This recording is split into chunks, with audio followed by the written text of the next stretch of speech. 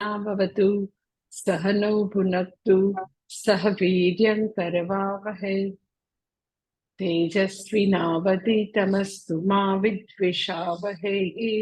ॐ शान्ति शान्ति शान्तिः। श्रुतिस्मृतिपुराणानाम् आलयं करुणालयं नमामि भगवत्पादं शङ्करं लोकशङ्करं शङ्करं शङ्कराचार्यं केशवं पादरायणं सूत्रभाष्यकृतौ वन्दे भगवन्तो पुनः पुनः। ईश्वरो गुरुरात्मेति मूर्तिभेदविभागिने व्योमवद्व्याप्तदेहाय दक्षिणामूर्तये नमः। ॐ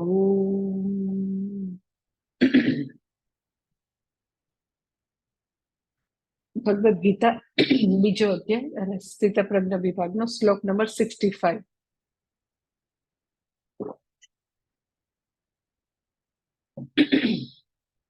પ્રસાદે સર્વ દુઃખાનાં હાનિરસ્યોપજાયતે પ્રસન્ન ચેતસો યાશુઃ બુદ્ધિઃ પર્યવતિષ્ઠતે। કે છે કે ગઈ વખતે આપણે જોયું હતું કે ભગવાન કહે છે કે પ્રસાદે સર્વ દુઃખાનામ હાનિ ઉપજાયતે, કે વ્યક્તિ જે છે એને મન પ્રસન્ન થતા સર્વ દુઃખોનો નાશ થાય છે। અને પછી કે છે પ્રસન્ન ચેતસઃ બુદ્ધિ પર્યવતિષ્ઠતે। આશુ પર્યવતિષ્ઠ, આશુ એટલે તુરંત, જેનું ચિત્ત પ્રસન્ન છે એની બુદ્ધિ જે છે એ તુરંત આત્મામાં સ્થિર થાય છે। એટલે અહીંયા આગળ સૌથી પહેલી વસ્તુ ભગવાન એ બતાવે છે કે આપણને એવો ક્યારે ખ્યાલ આવે કે મારું હૃદય શુદ્ધ છે કે નહીં। આપણે અંતઃકરણ શુદ્ધિ માટે ધર્મયુક્ત જીવન જીવતા હોય, પ્રેયર કરતા હોય, કર્મયોગનું જીવન જીવવાનો પ્રયત્ન કરતા હોય, તો એવી ધાર્મિક લાઈફથી, કર્મયોગની લાઈફથી હૃદય શુદ્ધ થયું કે નહીં ખબર કેમ પડે? તો હંમેશા અખંડાનંદજી મહારાજ એવું કહેતા કે આપ અપને સે પ્રસન્ન હો, એટલે આપણે આપણાથી પ્રસન્ન હોઈએ। જે કાંઈ છે આપણી પાસે, આપણે જે કાંઈ છીએ, આપણી આસપાસ જે કાંઈ છે એનાથી આપણને સંતુષ્ટિ, પ્રસન્નતા છે, તો માનવું કે આપણું અંતઃકરણ શુદ્ધ છે, શુદ્ધ થવાનું શરૂ થયું છે। વર્સિસ જે લોકો, એનાથી ઊંધું હું તમને વાત કરું કે જે લોકો જીવનમાં હંમેશા ફરિયાદી હોય, પછી બિચારા સંતપ્ત જ હોય, પછી દુઃખ જ વ્યક્ત કરતા હોય, તો એમાં હજી લોકો અંતઃકરણ શુદ્ધિના માર્ગે ચડ્યા નથી। અંતઃકરણ શુદ્ધિના માર્ગ પર ચાલવાનું શરૂ કર્યું છે એની નિશાની આ છે કે વ્યક્તિ પોતે પોતાથી પ્રસન્ન હોય।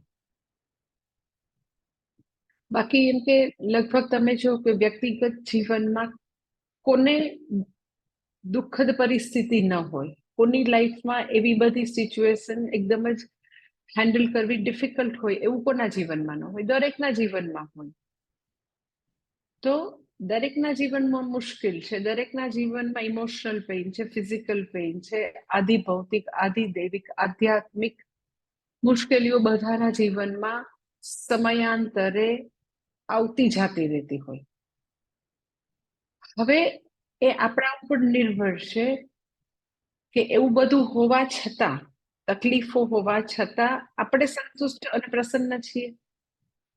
એ બધું તો રહેવાનું છે, એ એના પ્રારબ્ધ કર્મો પ્રમાણે બધી વસ્તુ રહેવાની, પણ અંતઃકરણ શુદ્ધિની નિશાની એ છે કે વ્યક્તિ દુઃખદ પરિસ્થિતિ હોવા છતાં એ પ્રસન્ન હોય।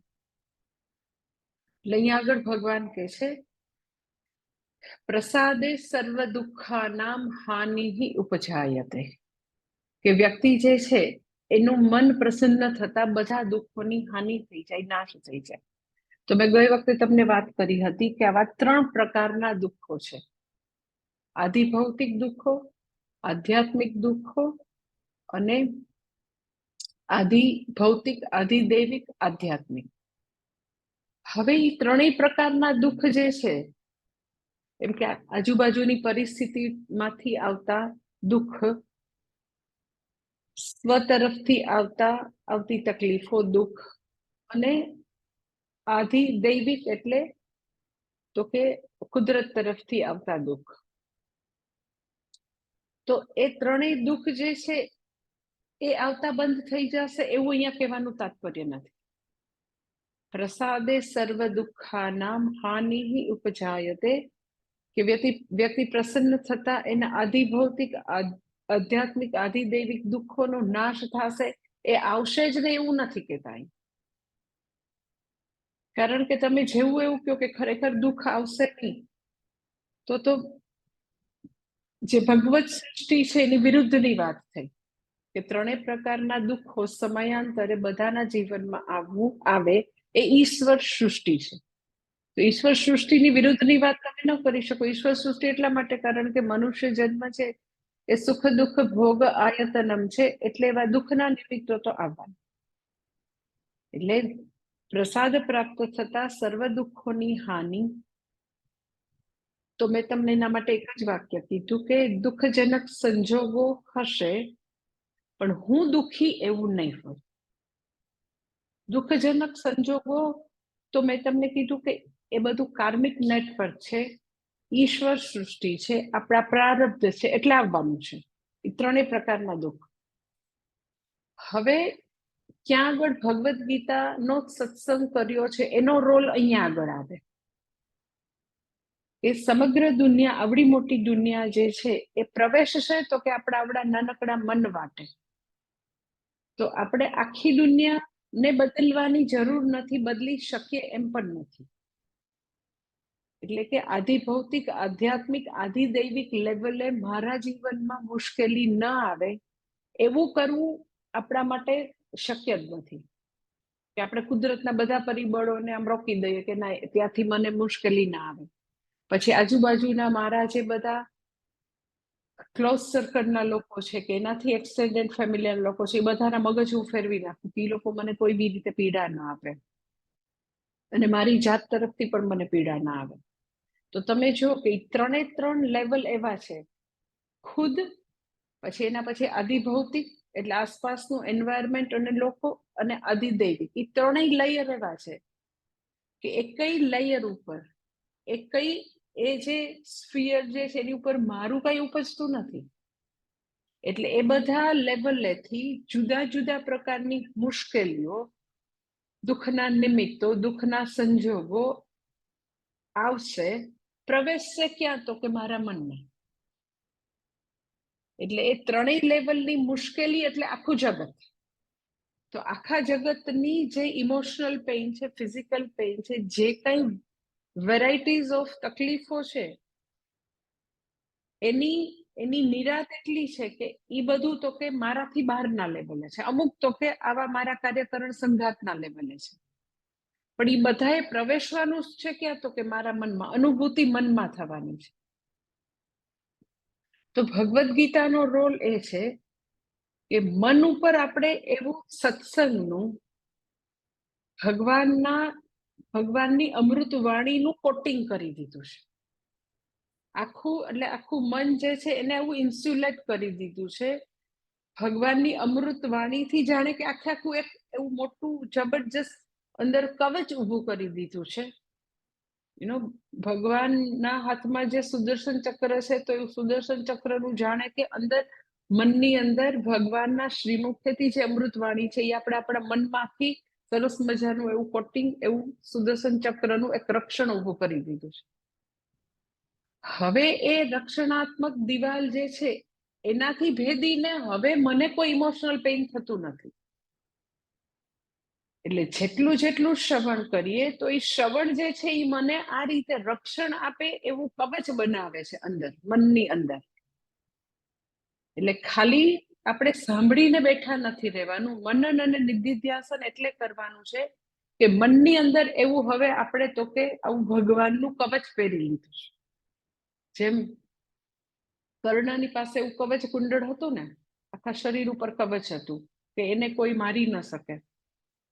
જે ઇન્દ્રએ તો કે આવી રીતે લઈ લીધું એની પાસેથી કવચ. તો એવું સત્સંગનું, એવું ભગવાનની અમૃતવાણીનું કવચ અંદર છે, આવું ઇન્સ્યુલેટેડ કરેલું છે, કોટિંગ કરેલું છે.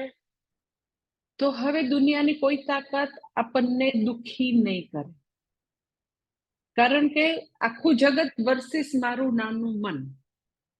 હવે પસંદગી આપણે કરવાની છે કે જગતને સતત આપણે આપણી અનુકૂળતા પ્રમાણે ગોઠવ્યા કરવું છે, જેને પૂજ્ય સ્વામી દયાનંદજી બીકમિંગ લાઈફ કે સતત તમારે એવા પ્રકારે તમને કન્ડ્યુસિવ થાય, કન્વિનિયન્ટ થાય, તમને એવું થાય કે આવી રીતે હું ગોઠવું તો હું સુખી થાઉં, એવી રીતે જગતની અરેન્જમેન્ટ કર્યા કરવી છે. ઓર અમુક લોકો જગત સાથે સતત આવી રીતે રેઝિસ્ટ કર્યા કરે, ઝઘડ્યા કરે, એની સાથે ખૂબ જ પંગા લીધા કરે જગત સાથે. અગેન ઈ લોકો બી એવું માને છે કે જગતને હું મારી પ્રમાણે ગોઠવી દઉં, લાઈક એવા બધા ભાઈ લોક ને ગુંડા હોય તો જગત સાથે ભયંકર રીતે પંગા લઈને બાખડીને ઈ પોતાની રીતે બધું કન્ડ્યુસિવ ગોઠવવાની કોશિશ કરે. ખૂબ જ ધન છે ઈ લોકો પોતાની રીતે આખા જગતને એમ કે પોતાની ફિંગર ટિપ ઉપર પોતે બરાબર બધું વશમાં કરી શકે, કંટ્રોલમાં રાખી શકે, એમ ગોઠવવાની કોશિશ કરે. એટલે તમે જો કે એન્ડ ઓફ ધ ડે બધાની ખ્વાહિશ એક જ છે કે હું સુખી થાઉં. હવે ચોઈસ આટલી છે કે આખા જગતને મારી પ્રમાણે ગોઠવીને મારે સુખી થવું છે, એ પહેલી ચોઈસ. બીજી ચોઈસ તો કે જગતને મૂકો તડકે. એ ત્રણ લેવલ, આધ્યાત્મિક લેવલ, અધિભૌતિક લેવલ, અધિદૈવિક લેવલ, એને મારે ટચ નથી કરવું. Let it be like this, જેમ છે એમ રહેવા દો. એમ કે સ્પાઉસ છે, પતિ કે પત્નીનો સ્વભાવ બરાબર નથી રહેવા દો. દીકરોને પુત્ર વધુ જે છે એ બહુ સેલ્ફિશ છે, એ કઈ ધ્યાન નથી રાખતા, રહેવા દો. પછી તો કે ફિનાન્સ જે છે એ આપણે ધારીએ છીએ એટલા 20 કરોડ રૂપિયા નથી, વાંધો નહીં, આપણે જેટલું કમાઈએ છીએ એનાથી શાંતિથી આપણે સરસ રીતે રહી શકીએ છીએ, તો એ બી રહેવા દો. ફિઝિકલ ફિટનેસમાં તો કે હવે અત્યારે 60 વર્ષે 20 વર્ષ જેવી સ્ફૂર્તિ નથી, તો એ ન જોયો 20 વર્ષ જેવી, રહેવા દો, શાંતિ રાખો. ફિઝિકલી વેલ હોય, આપણે આપણું બધું કામ સરસ રીતે કરી શકીએ જ, રહેવા દો. તો જે લેવલે આપણે બધા પ્રોબ્લેમ ફિક્સ કરવાની ટ્રાય કરીએ કે physical level, emotional level, finance level, social level, પછી રિલેશનશિપના લેવલે, એ બધા પ્રોબ્લેમને ફિક્સ કરીને એની અરેન્જમેન્ટ એવી રીતે કરું કે હું એમાં સિક્યોર કે સેફ એવું અનુભવું, મારી જાતે સેફ અનુભવું, મારી જાતને એવું લાગે મને કે હવે બધું મારા કંટ્રોલમાં છે. પછી મને એવું થાય કે હા, બસ હવે હું સુખી. પછી કેટલી ઘડી રહેવાનું? તો કે જગતનો તો સ્વભાવ એવો છે, જાયતે ગચ્છતિ ઇતિ જગત, એક સમાન તો કદી રહેવાનું નથી. જેને બી આપણે આમ બધી અરેન્જમેન્ટ આમ સરખી ગોઠવતા આવ્યા, 100 વસ્તુને ગોઠવી, તો પહેલી થી 100મીમાં તમે પહોંચ્યા ત્યાં પાછી પહેલીમાં કઈક નાનું મોટું ખડબડાટ ચાલુ થઈ ગયો હોય. એટલે આપણી પાસે ચોઈસ આટલી છે કે જગતને આપણી ડિઝાયર પ્રમાણે ગોઠવતા રહેવું, એમ આખી જિંદગી બરબાદ કરવી, એક ચોઈસ. બીજી ચોઈસ તો કે જગતને એની જે કાંઈ ગતિવિધિ છે એમ ચાલવા દઈએ, આપણે આપણી જાતને બદલાવીએ, કે આપણે નાની નાની વસ્તુઓથી ખૂબ જ વિક્ષિપ્ત થઈ જતા હતા. જરાક મસ્તું દુઃખ આવે તો આમ હોટ પોટેટોની જેમ તરત જ મારે આમ બીજાને કહી દેવું પડે. એ પેઇનને આપણે જરાય પચાવી ન શકીએ, એકદમ ખડબડી જઈએ. એવી બધી વસ્તુ બંધ કરી અને આપણે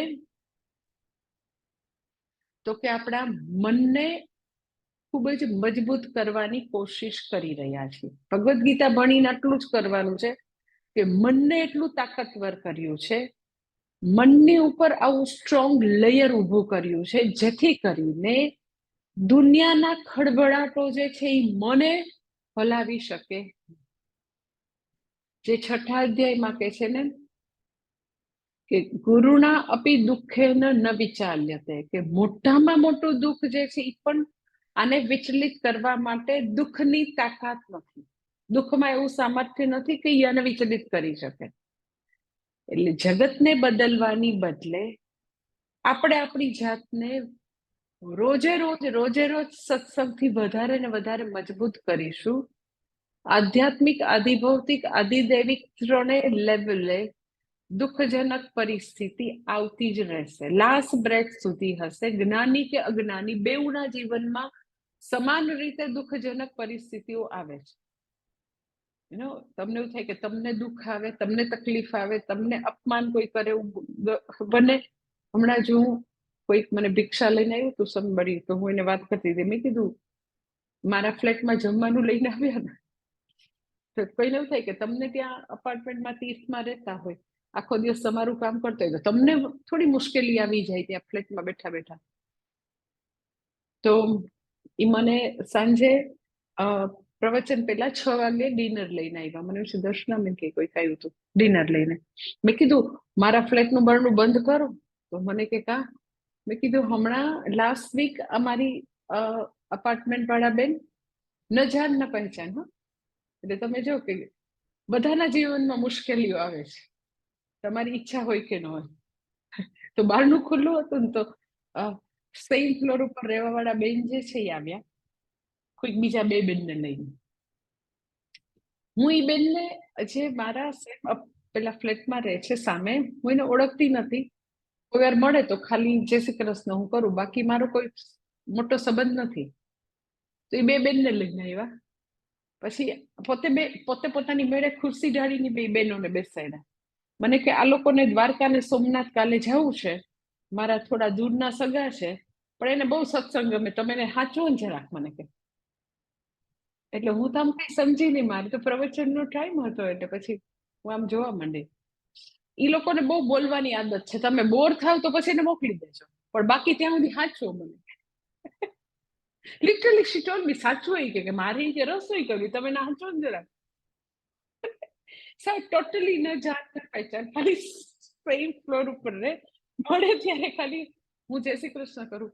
તો મને કે બહુ બોલવાની આદત છે ને મારે કરવી છે રસોઈ, તો તમે તો નવરા છો ને. મને કે આ છો ને. I didn't tell her anything. ભલે વાંધો નહીં, બેસાડો બેસાડો. તો એનો મુશ્કેલી કોના જીવનમાં ના આવે. આ તો સાવ નાનકડું હું તમને એક્ઝામ્પલ આપું છું, પણ દરેક સંન્યાસી હોય, ગૃહસ્થી હોય, જ્ઞાની હોય, અજ્ઞાની હોય, એવું નહીં, બધાના જીવનમાં હંમેશા જુદી પ્રકારની વસ્તુઓ આવતી જ રહેવાની. પ્લેઝન્ટ, અનપ્લેઝન્ટ, તમને મજા ના આવે, કન્વિનિયન્ટ ન હોય. મને પ્રવચન હોય તો મારે એની પહેલા મારે ડિનર લેવાનું હોય, મારે મારું કામ હોય, કેટલાય મારે કામ હોય પ્રવચન પહેલા. એનીવે, એટલે મારું કહેવાનું તાત્પર્ય છે કે ભગવદ્ ગીતા ભણો તો આવા પ્રકારની ઇનર સ્ટ્રેન્થ આવે કે બહારની કોઈ પરિસ્થિતિ તમને ક્યારેય ટચ ન કરી શકે, ક્યારેય હલાવી ન શકે. એટલે દુઃખજનક પરિસ્થિતિઓ છે, શા માટે કે હલાવી ન શકે? તો મેં તમને કીધું કે સૌથી પહેલું રીઝન એ છે કે વ્યક્તિ જે છે એ એનું વ્યક્તિને એમ છે ને, પ્રસાદે સર્વ દુઃખાનામ હાનિ રસ્યોપજાયતે. પ્રસાદ એટલે પ્રસન્નતા, પ્રસન્નતા એટલે એનું ચિત્ત સ્વસ્થ છે, અર્થાત વ્યક્તિ રાગ દ્વેષના સકંજામાંથી મુક્ત છે. પછી તો કે એના જીવનમાં સાથે સાથે કર્મયોગના જીવનથી પ્રોપર અભિગમો છે. કર્મયોગનું જીવન જીવવું એટલે બધા એટીટ્યુડનલ ચેન્જ આવે, વ્યક્તિત્વમાં પરિવર્તન આવે. કારણ કે જેવું રાગદ્વેષના હોલ્ડમાંથી છૂટા થાવ એટલે વ્યક્તિ બેઝિકલી ટુગેધર પર્સન, પ્રોપર અભિગમો હોય. વ્યક્તિ જે છે એ બાય એન્ડ લાર્જ તો કે પોતાના મનની ધારાઓની એને ઓળખ છે, એટલે એને આવી રીતે બેઝિકલી આવી શાંત અને સ્વસ્થ અને પ્રસન્ન વ્યક્તિ છે. એટલે હવે બહારના જગતના ખળભળાટો જે છે એને હલાવી દેતા નથી. અને કે છે ભાષ્યમાં કે છે પ્રસાદે ચિત્તસ્ય સ્વાસ્થ્યમ, કે વ્યક્તિ જે છે, મેં તમને કીધું એમ કે અંતઃકરણ શુદ્ધ છે એની નિશાની એ છે કે વ્યક્તિ પોતે પોતાની વસ્તુઓથી પ્રસન્ન છે, અસંતુષ્ટિ નથી, એટલે હૃદયની નિર્મળતા છે. દેટ ઇઝ કોલ્ડ ચિત્ત સ્વાસ્થ્યમ. ચિત્ત સ્વાસ્થ્યમ છે એટલે શું છે, તો કે એટલે એનું મન ફરિયાદી નથી. એટલે કે કેના જેવું છે કે વ્યક્તિ કોઈ ડોક્ટર પાસે જાય અને પછી તમે આમ ડોક્ટર પાસે જઈને બેસો તો ડોક્ટર તમને પૂછે કે શું તકલીફ છે તમને. જે ડોક્ટર પાસે તમે જીપી પાસે ગયા હોય, ઈએનટી પાસે ગયા હોય, ઓપ્થેલ્મો જે બી પાસે, તો તમને સીધું એમ જ પૂછે ને શું તકલીફ છે. તો તમે જીપી પાસે સપોઝ ગયા હો, તો એમ કે મને કઈ તકલીફ નથી. ડોક્ટર કે માથું દુખે તો કે ના, પેટમાં દુખે છે ના, તાવ આવે છે તો કે ના, અત્યારે બહુ ગરમી છે તો સનસ્ટ્રોક છે તો કે ના. તો વ્યક્તિ ડોક્ટર પાસે જાય તો એ એટલા માટે ન જાય કે ડોક્ટર શું કહું તમને, કોઈ કમ્પ્લેન જ નથી, કોઈ ફરિયાદ નથી. એટલે કોઈ કમ્પ્લેન નથી, કોઈ પણ પ્રકારની અસ્વસ્થતા નથી, શરીર જે છે એ નિરોગી છે, સ્વસ્થ છે, તો કોઈ થોડા ડોક્ટર પાસે જાય એમ. આ વ્યક્તિ કેવી છે, તો કે એનું ચિત્ત હવે નિર્મલ છે, શુદ્ધ અંતઃકરણ છે, તો એને કોઈ કમ્પ્લેન નથી. જ્યારે કંઈક અસ્વસ્થતા છે તો કમ્પ્લેન છે, તો તમે ડોક્ટર પાસે જાઓ. પણ કઈ અસ્વસ્થતા નથી, કોઈ પણ પ્રકારે રોગ નથી, તો તમે થોડી ના ડોક્ટર પાસે જાઓ. એમ પ્રસાદ પ્રાપ્ત થતા, અર્થાત મન શુદ્ધ થતા, અંતઃકરણ હવે નિર્મલ છે, તો વ્યક્તિ જે છે એ તો કે સ્વાભાવિક રીતે પ્રસન્ન છે. એટલે અસ્વસ્થતાની કમ્પ્લેન હોય, સ્વસ્થતાની કમ્પ્લેન ન હોય. એટલે આ વ્યક્તિ હવે પ્રસન્ન છે, સ્વસ્થ છે, એટલા માટે હવે કોઈ પણ પ્રકારની ફરિયાદ નથી. એટલે મેં તમને કીધું કે અંતઃકરણ શુદ્ધ છે એની નિશાની આ છે કે જીવનમાંથી ફરિયાદો ધીરે ધીરે ધીરે ઓછી થતી જાય. અને પછી અગર એવું છે કે વ્યક્તિની સંઘર્ષો નથી, કારણ કે ધર્મમય જીવન છે, પછી પ્રોપર અભિગમો છે, કારણ કે કર્મયોગ છે, કર્મયોગ છે માટે રાગ દ્વેષના સકંજામાંથી મુક્ત છે. હવે આવા પ્રકારનું ચિત્ત છે, આવા પ્રકારનું પ્રસન્ન મન છે, શાંત મન છે, ફરિયાદી મન નથી. તો હવે એવું મન જે છે એની અંદર ભગવાન જે છે એ હવે રહેશે. ઇન અધર વર્ડ, તો કે જ્ઞાન એમાં હવે આવી રીતે ઠરીઠામ થઈને જ્ઞાન જે છે એ એની પ્રજ્ઞા જે છે સ્થિર હવે થશે. અત્યારે અર્જુન જે જાણવા માંગે છે સ્થિત પ્રજ્ઞાના લક્ષણો, કે એવો કયો વ્યક્તિ છે કે જે જ્ઞાનની અંદર નિષ્ઠ છે, એની પ્રજ્ઞા સ્થિર છે. તો જ્ઞાન કેની અંદર સ્થિર થઈને રહેશે, કોની પ્રજ્ઞા સ્થિર કહેવાશે, કઈ વ્યક્તિ સ્થિત પ્રજ્ઞા છે, કઈ વ્યક્તિ જ્ઞાનમાં નિષ્ઠ છે, તો કે એના ચિત્તમાં બહુ ખળભળાટ છે, વિક્ષોભ છે, ફરિયાદ છે, મેલ છે, તો તમને લાગે છે કે જ્ઞાન એની અંદર રહે. એટલે હવે અહીંયા આગળ કહે છે બીજી લાઈનમાં કે પ્રસન્ન ચેતસઃ યાશુઃ બુદ્ધિ પર્યવતિષ્ઠતે, જેનું ચિત્ત પ્રસન્ન છે એની અંદર આત્મા હવે બરાબર એ વ્યક્તિ જે છે એની બુદ્ધિ તરત જ આત્મામાં સ્થિર થઈ જશે. હવેની બુદ્ધિમાં દ્વિધા છે, ફરિયાદ છે, કકડાટ છે, તો કે ના, હવે હું સચ્ચિદાનંદ આત્મા છું, હું આનંદ સ્વરૂપ છું, હું પૂર્ણ સ્વરૂપ છું, એની અંદર તો કે હવે બુદ્ધિ સ્થિર થઈ જશે. હવે બુદ્ધિમાં બધું આવું ચલનાત્મક બુદ્ધિ નથી, ચંચળ બુદ્ધિ નથી, હવે એ આત્મામાં સ્થિર થઈ જશે. તો હવે તમને એવું થાય પણ ક્યારે સ્થિર થશે? પ્રસન્ન ચેતસઃ બુદ્ધિ પર્યવતિષ્ઠતે, એની પહેલા એક શબ્દ આપે છે યાશુ, હી આશુ. હી એટલે ખરેખર, આશુ એટલે તુરંત. અગર વ્યક્તિના જીવનમાં આ બધું છે આગળ કીધું એ બધું, પ્રસાદે સર્વ દુઃખાનામ હાનિ રસ્યો પજાય, એના આગળનો શ્લોક જે છે 64મો શ્લોક, એ બધું જ છે. તો ભગવાન કે આશુ, શીઘ્ર, તરત જ. તરત જ એટલે શું? તમે એમ કે પણ તરત એટલે શું? બહુ જ જલ્દીથી આવી જશે, બહુ જલ્દીથી. તો હવે કે કોઈ બી વ્યક્તિ જે છે શ્રેયસના માર્ગમાં એવું કહે કે પણ પછી ક્યારે એમ કે જ્ઞાન ક્યારે થશે, જ્ઞાન નિષ્ઠા ક્યારે, ક્યારે ભગવાનનું દર્શન થઈ જશે, ક્યારે મને આ મુક્તિ થઈ જશે. આવું આવું બધું બધાને બહુ જુદા જુદા પ્રશ્નો હોય. તો ભગવાન એના માટે એવું નથી કહેતા હા 2 વર્ષ પછી હો, 20 વર્ષ પછી હો, 10 વર્ષ, એવું કઈ જવાબ નથી આપતા. આપણે ઘણી વાર છોકરાઓને ન કહીએ કઈક એ લોકો બહુ જ અધીરા થતા હોય ને તો એમ કે હા તરત જ થઈ જશે, જલ્દીથી થઈ જશે, ચિંતા નહીં કર, થઈ જશે. પણ મમ્મી જલ્દી એટલે શું?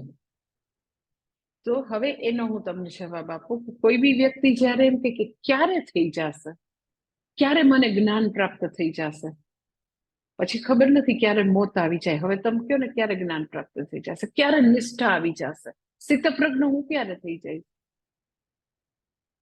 તો ઓનેસ્ટલી ખરેખર એનો જવાબ એવો છે કે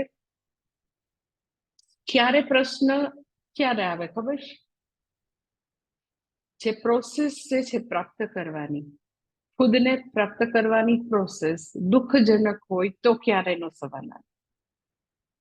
ખરેખર આત્મતત્વ જે મારું સ્વરૂપ છે એને પ્રાપ્ત કરવાની આખી જે શ્રવણ મનન નિધિધ્યાસનની આખી પ્રક્રિયા, જ્ઞાન પ્રાપ્ત કરવાની પ્રક્રિયા સુખેન સુખમ અશ્નુતે એવી પ્રક્રિયા છે કે સુખપૂર્વક હું સુખ સ્વરૂપ છું એની પ્રાપ્તિ કરવાની છે. એટલે માર્ગ પણ સુખવાળો છે અને ધ્યેય પણ સુખ છે. એટલે માર્ગ બહુ જ એકદમ જ 41 ડિગ્રી સેલ્સિયસ નો તાપ હોય એવા તાપમાં ચાલવા જેવો માર્ગ હોય કઠિન.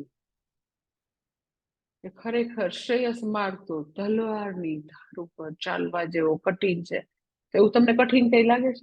ઘરે બેઠા બેઠા એસીમાં શાંતિથી કમ્પ્યુટર ને મોબાઈલ ખોલીને તમે સાંભળો છો, કઈ તલવારની ધાર ઉપર ચાલવા જેવું તમને લાગ્યું?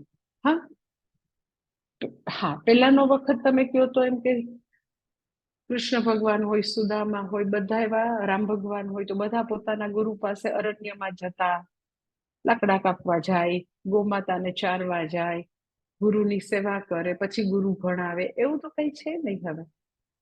તો આમાં તમે મને કહો કે પણ ક્યારે જ્ઞાન થાય? તો ક્યારે નો સવાલ તો આવે કે જ્ઞાન પ્રાપ્ત કરવાની પ્રક્રિયા ભયંકર દુઃખજનક હોય તો. પછી બીજો એનો જવાબ એવો છે કે પૂજ્ય સ્વામીજી કહેતા હોય કે આપણને જે સ્વવિષયક અજ્ઞાન જે છે ને એ ક્યારનું છે અજ્ઞાન? હું એમાંય એ મને નથી ખબર. સ્વવિષયક અજ્ઞાન જે છે એ શાસ્ત્ર એવું કે અનંત વર્ષોનું છે, જન્મો જન્માંતરનું છે. એટલે તમે એવું કહી શકો કે અજ્ઞાનના અનંત વર્ષો ગયા, કેટલાય જન્મ ગયા અજ્ઞાનના. તો પછી જ્ઞાન માટે તો થોડાક વર્ષ તમારે આપવા પડે ને. અજ્ઞાનના અંધકારમાં એવા હજારો હજારો જન્મ જતા રહ્યા હશે, આપણને ખબર નથી, અનંત વર્ષો ગયા હશે. તો જ્ઞાન પ્રાપ્ત કરવા માટે એક લાઈફ તો આપવી પડે ને. અને એક લાઈફમાં આપણે ક્યાં, તમને લાગે છે કે આપણે પૂર્ણકાલીન સેવકની જેમ અહીંયા આગળ આશ્રમમાં રહીને પૂર્ણકાલીન સેવકની જેમ ભણતા હોય એવું તો છે નહીં.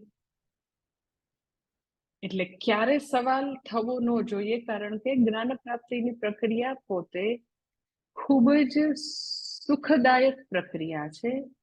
દરેક વખતે આપણે જ્યારે પ્રવચન સાંભળતા હોય ત્યારે દરેક વખતે થોડું થોડું થોડું થોડું અજ્ઞાનનો અંધકાર જાણે કે દૂર થતો હોય.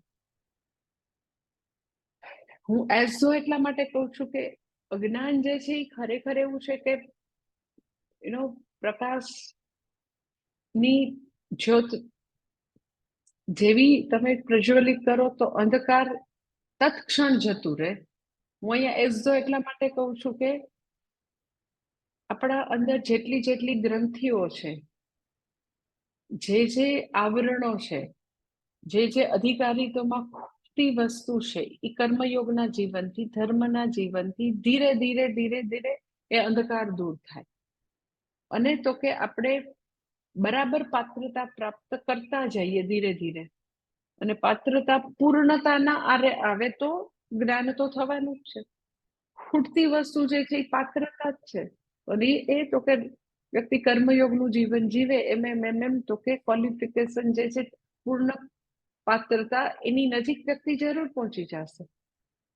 એટલે આ શું એટલે શીઘ્ર જલ્દીથી ક્યારે તો કે it depends person to person E very થવાનું. કોઈ વ્યક્તિના અંદર અંધકાર અથવા તો અશુદ્ધિ ખૂબ વધારે છે તો it may take sum more time. કોઈ વ્યક્તિએ જન્મો જન્માંતરની અંતર શુદ્ધિ કરેલી છે તો એનો ઓછો સમય લાગે. એટલે વ્યક્તિએ ઈ સમય બદલાતો રહેવાનો. આપણા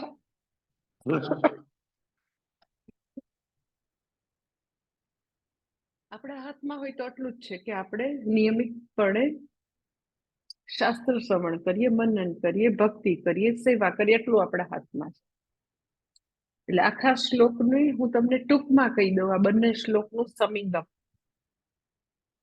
આપણે આગળનો શ્લોક જે છે ને 64 અને 65 બેયનું સમિંગ અપ તમને કહી દઉં. જેને આપણે ઉન્નતિની સીડી કહીએ. સમિંગ અપ શું છે તો કે પહેલી વસ્તુ કે વ્યક્તિ રાગ દ્વેષ વિનાની ઇન્દ્રિયોથી or you can say શાસ્ત્ર અવર્જનીય વિષયોનો ઉપભોગ કરે છે. વિષયોને એને ફેંકી નથી દીધા, વિષયોથી ડરીને ભાગી નથી જતી, પણ શાસ્ત્ર સંમત વિષયો એના જીવનમાં જરૂર છે. હું તમને એક્ઝામ્પલ આપું કે શાસ્ત્ર સંમત એટલે શું કે શાસ્ત્ર આપણને તામસિક લાઈક આહારની વાત કરું તો શાસ્ત્ર તામસિક આહારની ના પાડે છે કે તમે યુ કેન સે ફ્રીઝમાં મૂકેલું બધું જૂનું નહીં ખાઓ, તમે બહારનું નહીં ખાઓ, ઓનિયન ગાર્લિક નહીં ખાઓ, નોનવેજ ન ખાઓ, એગ્સ ન ખાઓ. તો એ શાસ્ત્ર સંમત નથી, શાસ્ત્ર વિરુદ્ધ આહાર છે. પણ પછી જ્યારે શાસ્ત્ર સંમત આહારની વાત આવે તો આ વ્યક્તિ જે છે શાસ્ત્ર સંમત વિષયોને ભોગવી રહી છે. પણ તો તમે એમ કહો કે શાસ્ત્ર સંમત શાસ્ત્ર એમ કે છે કે કેરી તો ખવાય, હો, આઈસ્ક્રીમ તો ખવાય, લાડુ તો ખવાય, એ તો સાત્વિક છે. ઓકે, એ સાચું છે કે જે શાસ્ત્ર સંમત આહાર છે એ કરી શકાય. શાસ્ત્ર સંમત વસ્તુ કેવી રીતે કરી રહી છે તો કે રાગ દ્વેષ વગરની ઇન્દ્રિયો વડે એ ઉપભોગ કરી રહી છે. એટલે એને ખૂબ જ ગળ્યા માટે રાગ છે તો એ પાછું માપ વગરનું બેફામ ખાઈ નથી લેતી કે જેનાથી પછીથી એને તકલીફ થાય. એટલે એ આહાર અથવા આહાર એટલે હું આહારનું એક્ઝામ્પલ આપું છું. બધી જ ઇન્દ્રિયોનો જે આહાર છે, કાનનો આહાર છે, આંખનો આહાર છે, ત્વચાનો આહાર છે, બધા આહાર આપી રહી છે. દુનિયાથી ભાગી નથી ગઈ, દુનિયાથી એને આંખો બંધ નથી કરી દીધી. દુનિયા ખરાબ છે, દુઃખવાળી છે એટલે હું ફેંકી દઉં એવું કઈ નથી. એકદમ પ્રેક્ટિકલ, એકદમ રિયાલિટીના ગ્રાઉન્ડ ઉપર ઈ જીવે છે કે હું શાસ્ત્ર સંમત, ધર્મ સંમત ઈ ભોગવીશ, પણ પાછું બેફામ નહીં. ભોગવતી વખતે રાગ દ્વેષ વગરની ઇન્દ્રિયો વડે શાસ્ત્ર સંમત વિષયોનો ઉપભોગ કરે છે. રાગ દ્વેષ વગરની ઇન્દ્રિયોનું મેં તમને ઘણું બધું ડિસ્ક્રિપ્શન આપ્યું, પણ તોય તમને ખાલી 1-2 વાક્યમાં કહી દઉં તો રાગ દ્વેષ વગરની ઇન્દ્રિયો એટલે એવી ઇન્દ્રિયો કે જેની ઉપર મારો સંપૂર્ણ જય છે. આપણે જીતેલી ઇન્દ્રિયો વડે, ધારો કે હું પાછું ખાવાનું તમને એક્ઝામ્પલ આપું કે જીભ જે છે ઇન્દ્રિય છે, બરાબર? જીભ વડે તમે સ્વાદેન્દ્રિયના આપણે ભોગ ભોગવી શકીએ. તો સ્વાદેન્દ્રિયના ભોગ જરૂર ભોગવે છે, પરંતુ જીભ નક્કી નથી કરતી. જીભને ભાવે છે તો જીભ બેફામ ખાવા માંડે છે એવું નથી. જીભ ઉપર મારો સંપૂર્ણ કંટ્રોલ છે. મને ખબર છે કે આખા દિવસની 2000 કેલોરીઝ લઈ શકાશે ઓર 1500 કેલોરીઝ લઈ શકાશે. અને એમાં તો કે જે લાડુ ખાવો હોય તો આવું ફેટ વાળી વસ્તુ છે એ આખો દિવસમાં આટલી જ લઈ શકાય, આનાથી વધારે ન લઈ શકાય. એટલે ડિસાઈડ કોણ કરે છે? રાગ દ્વેષ કે જીભ ડિસાઈડ કરે છે તો કે ના, એ રાગ દ્વેષ વગરની ઇન્દ્રિયો વડે હું નક્કી કરું છું કે ભાઈ તને ભાવે છે એટલે હું તને બહુ લાડુ આપું કે બહુ તને રસ આપી દઉં કે બહુ આઈસ્ક્રીમ આપું, એમ નહીં થાય. જરૂર આઈસ્ક્રીમ આપીશ, જરૂર મેંગો આપીશ, જરૂર લાડુ આપીશ, પણ કેટલું, ક્યારે, કેવી રીતે, કયા ફોર્મમાં, એ હું નક્કી કરીશ. ધીસ ઇઝ કોલ્ડ રાગ દ્વેષ વગરની ઇન્દ્રિય.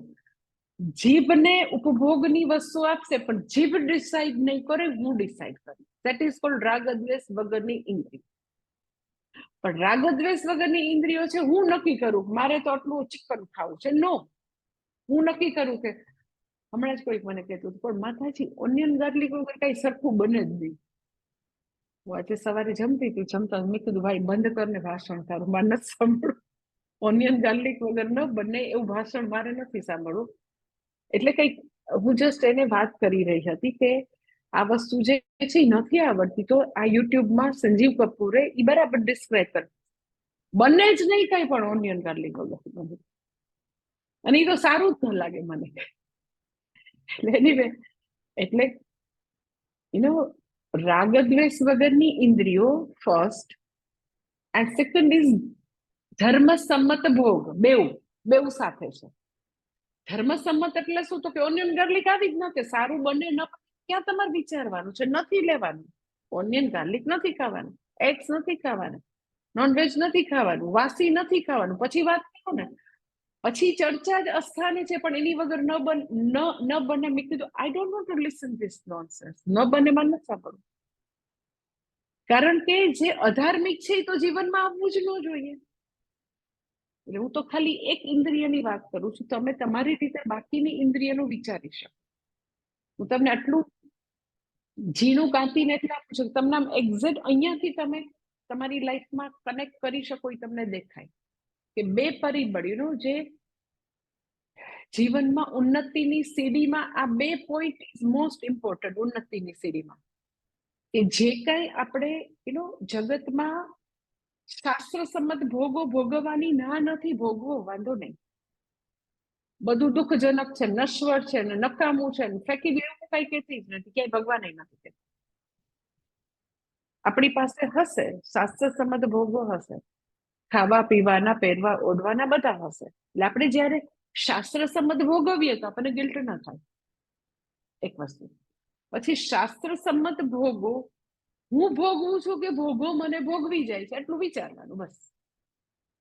શાસ્ત્ર સંમત જે છે, તમે એમ કહો હા શાસ્ત્ર સંમત છે તો મને આટલું આ વસ્તુ જે છે એ કરી શકાય, જોવાની છે, શોપિંગ કરવાની છે, બહાર જવાની છે, આટલી કરી શકાય. કારણ કે અમે કઈ પબમાં નથી જતા, અમે કોઈ પાર્ટીમાં દારૂ હોય ત્યાં નથી જતા, પણ અમે અહીંયા જઈએ છીએ. અમે આવું ક્લીન વસ્તુઓ જે છે એ અમે કરીએ છીએ, બરાબર. એ કરી શકાય, શાસ્ત્ર સંમત, ધર્મ સંમત, એમાં કોઈ પાપ ઇન્વોલ્વ નથી, એવી બધી વસ્તુ કરી શકાય. પણ પછી હવે એ કરવામાં આપણે નક્કી કરીએ છીએ અને આપણે આપણા કાર્યકરણ સંઘાતને એમાં લગાડીએ છીએ, તો કઈ વાત નહીં. આપણો સંપૂર્ણપણે એમાં કમાન્ડ છે, આપણે જ ડિસાઇડ કરનાર છીએ. હું સ્વતંત્ર કરતા છું અને મારી ઇન્દ્રિયોને હું એની અંદર પ્રયોજું છું અને હું એને વિડ્રોલ કરી શકું છું. એવું જ્યાં સુધી હોય ત્યાં સુધી વાંધો. એટલે પહેલું સ્ટેપ આ ઉન્નતિની શૈલીમાં કે રાગદ્વેષ વગરની ઇન્દ્રિયો અને શાસ્ત્ર સંમત ભોગો. હવે આવી વ્યક્તિ જ્યારે ભલે એ જગતમાં છે, જગતના આમ જે કહ્યું ને, યુ કેન સે લાઈક ગળા ડૂબી જગતમાં છે, બધા વિષયોની વચ્ચે છે, લાઈક જનક રાજા કે જે એટલા બધા ભોગોની વચ્ચે હતા, હંમેશા રાજ્યના ભોગોની વચ્ચે, છતાંય જલકમલવત હતા. કારણ કે રાગદ્વેષ વગરની ઇન્દ્રિયો વડે અને ધર્મસંમત ભોગો ભોગવતા ભોગવતા તમે ગમે તેટલા વિષયોની વચ્ચે હો તો બી તમે જલકમલવત રહી શકો છો. એ એક વસ્તુ. કારણ કે આવું છે માટે એ રાગદ્વેષના હાથમાં નથી, અને આવું છે તો એ વ્યક્તિ આવી યુક્ત વ્યક્તિ છે, અને તો એક ચિત્તનો પ્રસાદ પ્રાપ્ત કરશે, તો એ પ્રસન્નતા પ્રાપ્ત કરશે, અને તો એ વ્યક્તિ જે છે એના જીવનમાંથી તો કે સર્વ દુઃખોની હાનિ થશે. અને આવો પ્રસન્ન ચિત્તવાળા વ્યક્તિની બુદ્ધિ તુરંત જ આત્મામાં સારી રીતે સ્થિર થશે. એ આખી આવી આ બે શ્લોકનું સમિંગ અપ આ છે કે વ્યક્તિએ અગર સ્થિતપ્રજ્ઞ બનવું છે, જ્ઞાનમાં નિષ્ઠા લાવવી છે, તો આ એની બધી સ્ટેપ્સ છે. હવે આના પછીના શ્લોકમાં એટલે કે શ્લોક નંબર 66માં આ જે છે આ બે શ્લોકમાં કીધું એનાથી તદ્દન વિરુદ્ધ વાળા લોકોનું હવે વર્ણન છે. અહીંયા આગળ એવા લોકોનું વર્ણન કર્યું કે જે લોકો યુક્ત છે, ટુગેધર પર્સન છે, કર્મયોગનું જીવન જીવે છે, રાગદ્વેષના સ્પેલમાં નથી. કર્મયોગનું જીવન જીવે છે, એને બીજા શબ્દોમાં કેવું હોય તો રાગદ્વેષના સ્પેલમાં નથી. રાગદ્વેષ એને બંદી બનાવીને ઢસડી નથી જતા. એટલે મેં ગઈ વખત એટલે તમને વાત કરી હતી કે ખાલી ધર્મયુક્ત જીવન પૂરતું નથી. ધર્મયુક્ત જીવનની અંદર પ્લસ કર્મયોગનું જીવન ભળવું જ પડે, તો જ જીવનમાં પ્રસન્નતા આવશે. પ્રસન્નતા જે છે કર્મયોગનું આઉટકમ છે. ખાલી ધર્મનું આઉટકમ પ્રસન્નતા નથી ક્યારેય. આ તમે સમજો. ધર્મ પ્લસ કર્મયોગ, આ તો ધર્મ પ્લસ કર્મયોગ એવું બોલાય જ નહીં, કારણ કે કર્મયોગ જે છે એ કર્મયોગ એટલે જ તો કે વ્યક્તિ ધાર્મિક છે એ જ કર્મયોગનું જીવન જીવતી હોય. કર્મયોગ જે છે એ ધર્મના પાયા ઉપર જ છે. એટલે હવે 66મા શ્લોકમાં જે વ્યક્તિ કર્મયોગી નથી, જે વ્યક્તિ ધાર્મિક નથી, હવે એવી વ્યક્તિનું શું થાય? ઇન અધર વર્ડ, જે વ્યક્તિ રાગદ્વેષના સ્પેલમાં છે, રાગદ્વેષ એને બંદી બનાવી અને ઢસડી જાય છે, તો હવે એનું જીવન કેવું હશે? શ્લોક નંબર 66.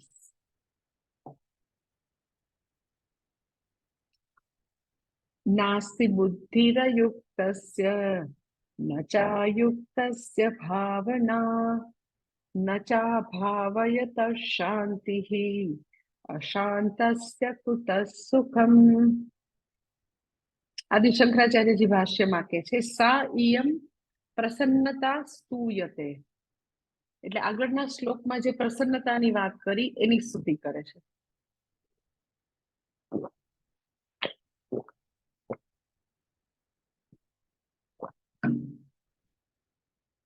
પ્રસન્નતાની સ્તુતિ એટલે શું? તો કે એવી ભણાવવાની મેથડ હોય ગુરુજનની કે જે વસ્તુ ઉપર થોડું ભાર મૂકવો હોય, જે વસ્તુને હાઇલાઇટ કરવી હોય, તો આવી રીતે આગળ બે શ્લોકમાં કર્યું 64-65માં. પછી જે લોકોના જીવનમાં કર્મયોગ નથી કેવા દુઃખી હોય, એમ કરીને ઓલાની આગળનાની સ્તુતિ કરે. આવી સ્તુતિ નિંદા એ એક મેથડ છે. એમ કે તું ખૂબ જ મહેનત કરીશ ને તો જો તને આવા 90 ઉપર પર્સન્ટેજ આવશે, અને તો તને એન્જિનિયરિંગમાં મળશે એડમિશન, મેડિકલમાં મળશે. ધીસ ઇઝ સ્તુતિ સ્ટાઇલ. એનો સ્ટાઇલ આવી હોય સ્તુતિ નિંદા સ્ટાઇલ, કે જો તું ખૂબ મહેનત કરીશ ને તો તને 90% ઉપર આવશે અને તને મેડિકલ એન્જિનિયરિંગમાં એડમિશન મળશે. પછી શું કે પછી ઓલા આપણે બાજુવાળાનો છોકરો કાંઈ નહોતો વાંચતો ને, તો અત્યારે જો એમને જ બિચારો છે ને 12મું ફેલ છે અને ક્યાંક ક્લાર્ક તરીકે નોકરી કરે છે. કોઈ દિવસ એને મહેનત જ ન કરી. તો આ નિંદા કરી.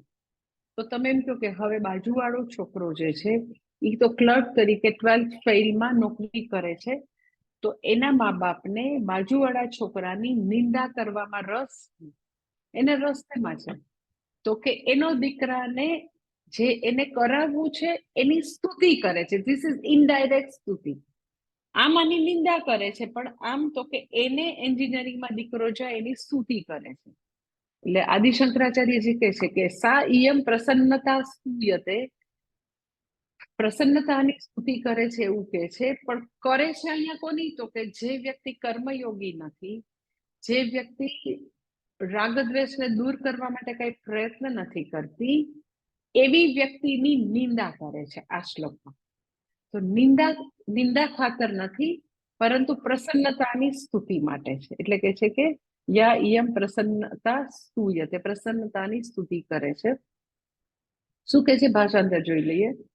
અયુક્તસ્ય બુદ્ધિ ન અસ્તિ ચ અયુક્તસ્ય ન ભાવના અભાવયત ન શાંતિ અશાંતસ્ય સુખમ કુતમ.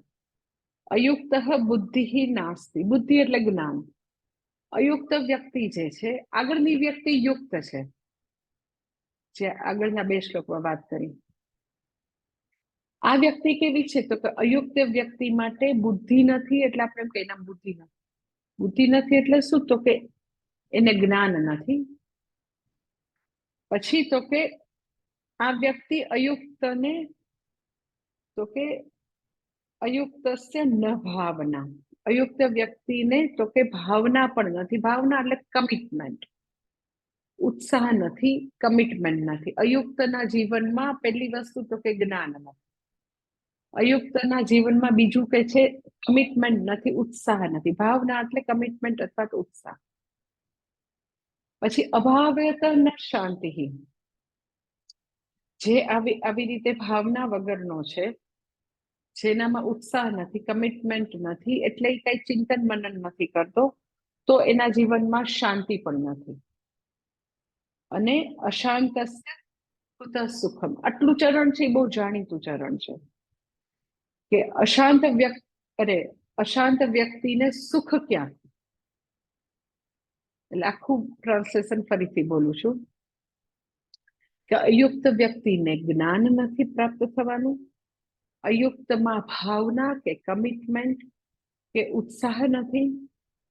અગર કમિટમેન્ટ કે ઉત્સાહ નથી, આવી ચિંતન રહિત વ્યક્તિ છે, તો એને ક્યારેય શાંતિ નહીં મળવાની. એ વ્યક્તિ શ્રવણ મનન નથી કરતી તો શાંતિ નથી. અને જેને શાંતિ નથી તો એને સુખ ક્યાંથી હોય. એટલે તમે મને પૂછો તો શાંતિ અને સુખ બંને પર્યાયવાચી શબ્દ છે. કે તમે જો કે જ્યારે સુખ છે તો મન એકદમ શાંત હશે. મન એકદમ જ આમ ઉદ્વિગ્ન અને ખળભળાટ, તો તમને લાગે કે એ વ્યક્તિ સુખી હોય. એટલે વ્યક્તિ અશાંત છે, કોન્ફ્લિક્ટ છે, ખૂબ જ રાગ દ્વેષના સકંજામાં છે, એટલી બધી અંદર બધી કામનાઓ, અને એને બધી કામનાઓને રાગ દ્વેષ જ્યારે ને ત્યારે બંદી બનાવીને ઢસડી જતા હોય, તો મનમાં અનેક ઈચ્છાઓનો ટ્રાફિક જામ છે, કોન્ફ્લિક્ટ છે. તો એવા અશાંત મનને તમને લાગે છે સુખ હોય. એટલે શરૂ ક્યાંથી થયું તો કે વ્યક્તિ અયુક્ત છે તો એને જ્ઞાન નથી, જ્ઞાન નથી તો જ્ઞાન પ્રાપ્તિનો પ્રયત્ન નથી, ઉત્સાહ નથી, કમિટમેન્ટ નથી.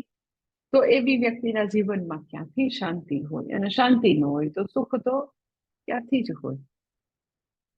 એટલે આવી રીતે કરી અને હવે ફોકસ ઇઝ કે વ્યક્તિ કેમે કરીને રાગદ્વેષ મેનેજમેન્ટ, પોતાનું ઇમોશનલ મેનેજમેન્ટ ઉપર ફોકસ કરે. આવું કહીને એને ખબર પડે કે ફોકસ આ છે કે કેમે કરીને હું મારા રાગદ્વેષને મારા વશમાં લાવવાનો હું પ્રયત્ન કરું. દેટ ઇઝ તયોહો વશમ ન આગત છે. આ આખું એનું તેને કહીને ધ્રુવ પંક્તિ છે. અને એવું ન કરે તો વ્યક્તિ અશાંત હશે, અને તો અશાંત અને સુખ ક્યાંથી. તો વધારે કાલે જોઈ લેશું. ઓમ પૂર્ણમદ પૂર્ણમિદમ પૂર્ણાત પૂર્ણમુદચ્યતે પૂર્ણસ્ય પૂર્ણમાદાય પૂર્ણમેવાવશિષ્યતે. ઓમ શાંતિ શાંતિ. હરિ ઓમ. શ્રી ગુરુભ્યો નમઃ. હરિ ઓમ.